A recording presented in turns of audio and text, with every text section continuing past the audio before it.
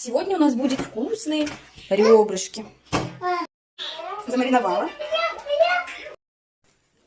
Упаковала как подарок прям.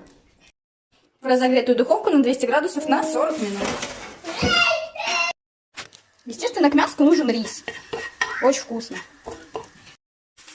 Очень вкусно. Я даже не ожидала, что так получится. Ну разве не вкуснятина получилось?